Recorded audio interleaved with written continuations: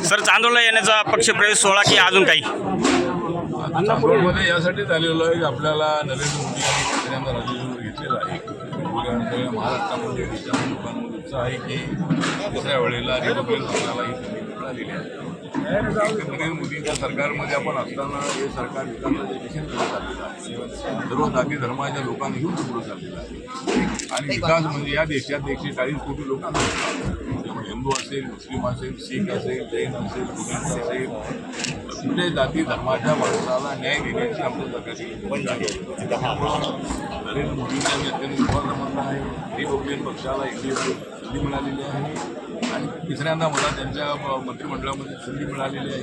तिसऱ्यांदा मी राज्यसभेवर आलेलो आहे. त्यामुळं लोकांमध्ये उत्साह आहे. त्यामुळं आज चांदोडमध्ये या ठिकाणी सरकार ठेवलेलं होतं. गॅस पेट्रोल डिझेलचे भाव जे सतत वाढत चालले या संदर्भात काय सांगाल सर? आणि अमेरिका आणि इराणच्या युद्धामुळं थोडीशी महागाई वाढली खरी आहे. कारण आता पेट्रोल डिझेलचे भाव आमचं सरकार आल्यापासून काही वाढले नव्हते, पण आता पहिल्यांदा आणि नरेंद्र मोदी साहेबांनी अर्थव्यवस्थेच्या केल्यानंतर देशाची इकॉनॉमी खाली जाण्याची शक्यता आहे. त्यामुळे आपली इकॉनॉमी वर घेऊन जाण्याचा आमचा उद्देश आहे, आमचं मिशन आहे. त्यामुळं लोकांना त्यांनी आव्हान केलं आहे की पेट्रोल डिझेल वाचवा. अमेरिका आणि इराणच्या युद्धामुळे ही सगळी झालेली आहे.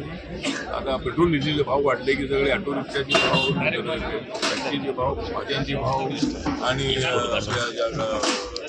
आपल्याला घरी लागतात त्याचे भाव किती आहे त्याच्यातून मार्ग काढण्याचा आमचा प्रयत्न आहे. देवेंद्र फडणवीस सरकार सुद्धा आपल्या राज्यामध्ये लोकांना कसा विकास मिळेल या दिशेने करतील आणि जरी काय थोडे भाव वाढले तरी लोकांनी समजून घ्यायचं आहे. हळूहळू ते भाव कमी नवनवीन घडामोडी पाहण्यासाठी स्टार महाराष्ट्र न्यूजला सबस्क्राईब करा आणि ताज्या बातम्यांचे अपडेट मिळवण्यासाठी बेल आयकॉनला प्रेस करा आणि परिपूर्ण बातमी बरोबर रहा, इतरांपेक्षा एक पाऊल पुढे.